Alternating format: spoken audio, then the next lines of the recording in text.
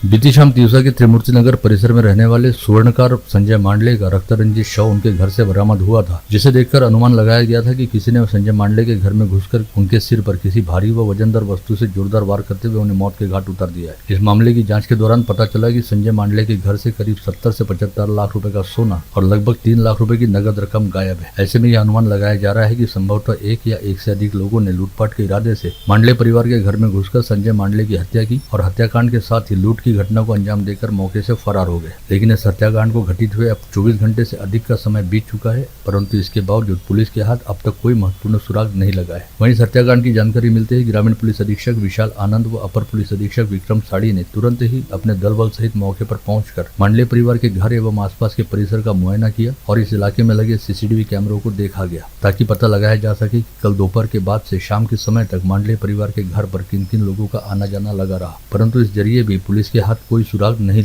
लग सका था। इसके साथ ही यह जानकारी भी सामने आई कि संजय मांडले के घर में एक पालतू कुत्ता भी हुआ करता था, जिसकी 4 से 5 दिन पहले संदेहास्पद तरीके से मौत हो गई थी। अनुमान लगाया जा रहा है कि शायद किसी ने जानबूझकर उस पालतू कुत्ते को मार दिया, ताकि संजय मांडले के घर में लूटपाट की घटना को अंजाम देते समय उस कुत्ते की वजह से कोई बाधा पैदा न हो, जिसकी वजह से दोनों घटनाओं को किसी सुनियोजित साजिश का हिस्सा बताया जा रहा है। संजय मांडले हत्याकांड की वाली घटना के चलते आज तिवसा में बंद का आह्वान किया गया था। ऐसे में तिवसा शहर में स्वर्णकारों के प्रतिष्ठान पूरा दिन बंद रहे, वहीं अन्य सभी प्रतिष्ठान दोपहर 2 बजे तक बंद रखे गए। इस दौरान पोस्टमार्टम पश्चात संजय मांडले का शव उनके परिजनों के हवाले किया गया और संजय मांडले की अंतिम यात्रा निकाली गई। इस समय क्षेत्र के व्यापारियों द्वारा श्रद्धांजलि सभा का आयोजन करते हुए इस हत्याकांड का तीव्र निषेध किया गया और संजय मांडले के हत्यारों को जल्द से जल्द पकड़ने की मांग की गई। इस बीच तिवसा निर्वाचन क्षेत्र की विधायक यशोमती ठाकुर ने संजय मांडले हत्याकांड को लेकर ग्रामीण पुलिस अधीक्षक विशाल आनंद से फोन पर चर्चा की और इस मामले की जल्द से जल्द तफ्तीश करते हुए हत्यारों को पकड़ने और उनके खिलाफ कड़ी से कड़ी कार्रवाई करने की मांग की। संजय मांडले हत्याकांड के मामले को लेकर जिला स्वर्णकार संघ ने आज ग्रामीण पुलिस अधीक्षक को ज्ञापन सौंपते हुए संजय मांडले के हत्यारों को जल्द से जल्द गिरफ्तार करने की मांग उठाई। साथ ही इस घटना को बेहद गंभीर जताते हुए सभी स्वर्णकारों के लिए अपनी चिंता भी जताई। वहीं संजय मांडले की हत्या का श्री नरहरि मालवी सोनार संघ की ओर से निषेध करते हुए ग्रामीण पुलिस अधीक्षक को निवेदन सौंपकर आरोपी को जल्द से जल्द ढूंढकर कड़ी सजा दिए जाने की मांग की गई है। तिवसा में हुए इस हत्याकांड को देखते हुए सोनार समाज में काफी रोष देखा जा रहा है।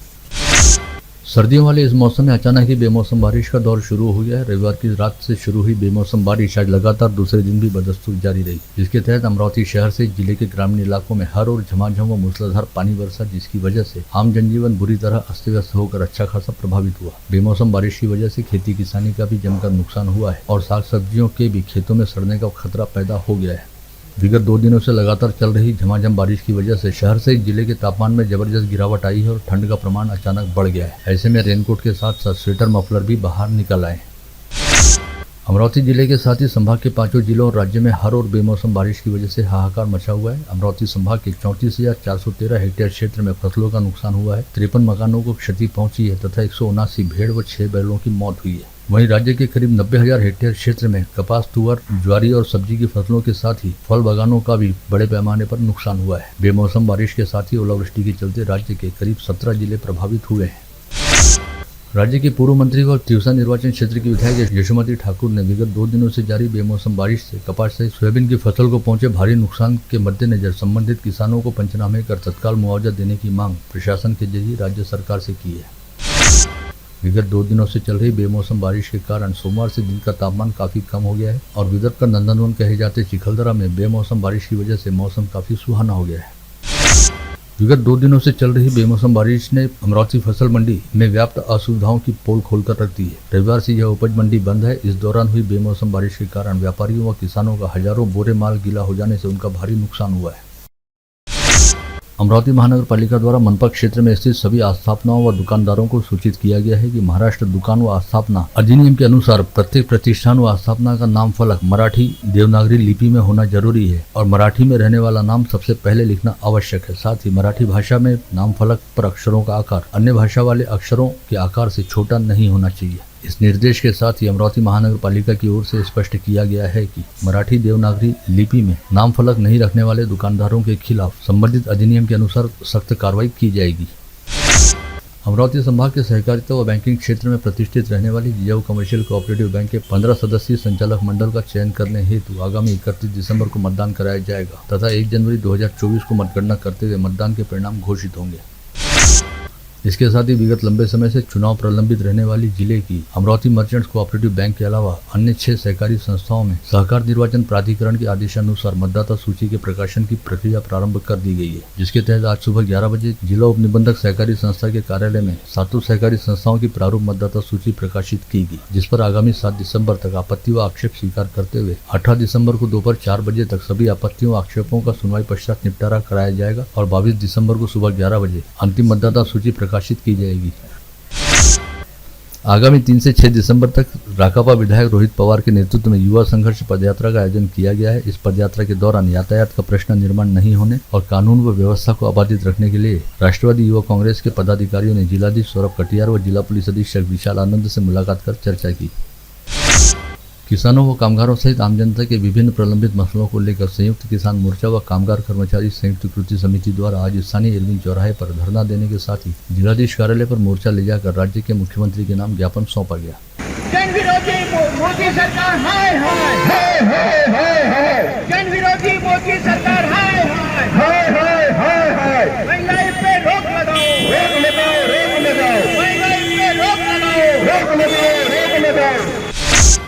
अपनी विभिन्न प्रलंबित मांगों के साथ ही खुद पर होने वाले आर्थिक व मानसिक अन्याय को लेकर महाराष्ट्र राज्य ग्राम पंचायत संगणक परिचालक कर्मचारी संगठन के नेतृत्व में ग्राम पंचायतों के कंप्यूटर ऑपरेटरों ने बेमुदत काम बंद आंदोलन की घोषणा करने के साथ ही आज स्थानीय जिला परिषद मुख्यालय के सामने धरना प्रदर्शन किया।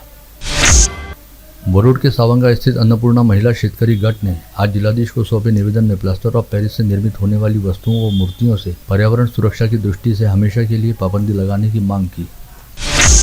विगत कई वर्षों से अपनी मांगों को लेकर आंगनवाड़ी सेविका, सहायिका, पर्यवेक्षिका, मिनी आंगनवाड़ी सेविकाओं द्वारा सरकार से मांग की जा रही है, परंतु अब तक मांगे पूरी नहीं होने के चलते आंगनवाड़ी सेविका, सहायिका व पर्यवेक्षिका कर्मचारी संगठन ने आगामी 7 दिसंबर से एक बार फिर अनिश्चितकालीन हड़ताल पर जाने का ऐलान किया है। विगत 20 वर्षों से अमरावती जिले में घुमंतु समुदाय के उत्थान हेतु कार्य कर रही प्रज्ञा प्रबोधिनी संस्था का द्विदशक पूर्ति समारोह आज बड़ी धूमधाम के साथ मनाया गया। इस अवसर पर उद्योजकता विकास प्रकल्प का उद्घाटन करने के साथ ही विवेकानंद छात्रावास का लोकार्पण भी किया गया। दस्तूरनगर चौक स्थित माउली पॉइंट सभागार में आज सुबह 11 बजे द्विदशक पूर्ति व उद्घाटन कार्यक्रम का आयोजन किया गया था। स्थानीय अस्मा कॉलोनी पुल के पास स्थित यूसुफ फंक्शन हॉल में मरहूम मुजफ्फर अहमद मामू, मोहम्मद जफर व हाजी मोहम्मद यूसुफ की याद में आज सुबह 9 से 3 बजे तक रुबीना जावेद जमदार की ओर से भव्य निःशुल्क स्वास्थ्य जांच व दवाइयों का वितरण शिविर आयोजित किया गया था, जिसमें हजारों नागरिकों ने मुफ्त स्वास्थ्य जांच व दवाई वितरण का लाभ लिया। इस अवसर पर प्रमुख अतिथि के तौर पर पूर्व महापौर विलास इंगोले उपस्थित थे। शहर के भीमटेकड़ी परिसर में सुरेश ताड़े मित्र परिवार बहुउद्देशीय संस्था द्वारा 25 व 26 नवंबर को 2 दिवसीय राज्य स्तरीय धम्म परिषद का आयोजन किया गया। इस आयोजन में विदर्भ प्रदेश के कई जिलों से भदंत व उपासिकाओं ने हिस्सा लिया। सुपर स्पेशलिटी अस्पताल में जिले के भातकुली तहसील के 72 वर्षीय व्यक्ति की सफलतापूर्वक शल्य क्रिया की गई। यह शल्य क्रिया करीब 3 घंटे तक चली। इस व्यक्ति को ब्रेन ट्यूमर की समस्या थी। मेलघाट व्याघ्र प्रकल्प में किए गए तितलियों के सर्वेक्षण में तितलियों की 88 प्रजातियां दर्ज की गई, जिनमें 7 नई प्रजातियां भी पाई गई। इस नई जानकारी के साथ ही अब मेलघाट में तितलियों की प्रजातियों की कुल संख्या 141 हो गई है। यह सर्वेक्षण 17 से 20 नवंबर के दौरान मेलघाट में किया गया। राजापेट थाना क्षेत्र अंतर्गत हमालपुरा में अपने पति की मौत से आहत योगिता वाघाड़े नामक 35 वर्षीय महिला ने अपने 12 वर्षीय बेटे अथर्व वाघाड़े को जहर पिलाने के साथ ही खुद भी जहर गटक लिया। यह बात ध्यान में आते ही दोनों को तुरंत अस्पताल में भर्ती कराया गया, जहां पर इलाज के दौरान मां बेटे की मौत हो गई। योगिता के पति की 1 साल पहले किसी बीमारी के चलते मौत हो गई थी और वह मेहनत मजदूरी करते हुए अपने बेटे के साथ गुजर बसर कर रही थी। राजापेट पुलिस मामले की जाँच कर रही है। महाकाली माता मंदिर संस्थान के पीठाधीश्वर शक्ति महाराज को 3 अलग अलग मोबाइल नंबरों के जरिए जान से मारने की धमकी दी गई। इस मामले में शक्ति महाराज द्वारा दी गई शिकायत के आधार पर कोल्हापुरी गेट पुलिस ने अपराध दर्ज करते हुए जांच शुरू की है। शहर पुलिस आयुक्तालय के CIU पथक ने फ्रेजरपुरा पुलिस थाना क्षेत्र के शुक्रवार बाजार तथा बडनेरा के साप्ताहिक बाजार में छापामार कार्रवाई करते हुए दोनों स्थानों पर चल रहे जुआ अड्डों को पकड़ा और 5 लोगों को गिरफ्तार कर उनके पास से जुआ साहित्य बरामद किया। चंद्रबाजार तहसील के पिंपरीपूर्णा गांव में बिजली के खंभे से गिरकर ठुगांव पिंपरी निवासी दिलीप ताड़े नामक निजी वायरमैन की मौत हो गई। जंपर गिर जाने की वजह से पिंपरीपूर्णा गांव में विद्युत आपूर्ति खंडित हो गई थी, जिसे सुचारू करने के लिए दिलीप ताड़े विद्युत पोल पर चढ़ा था।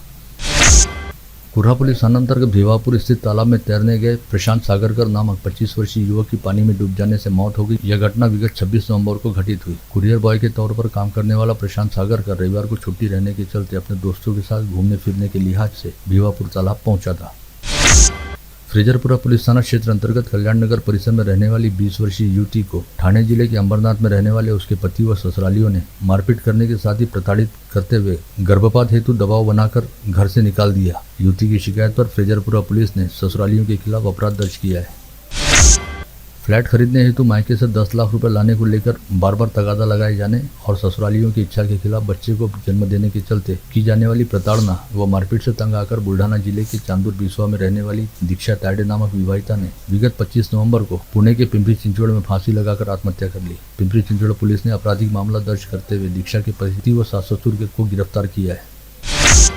धारनी तहसील अंतर्गत रानी गांव में नाबालिग बच्ची के साथ दुराचार करने के मामले में नामजद किए गए आरोपी बंसाराम भिलावेकर को अचलपुर के जिला व सत्र न्यायाधीश SN यादव की अदालत ने दोषी करार देते हुए 20 साल के सश्रम कारावास और 10,000 रुपए के जुर्माने की सजा सुनाई।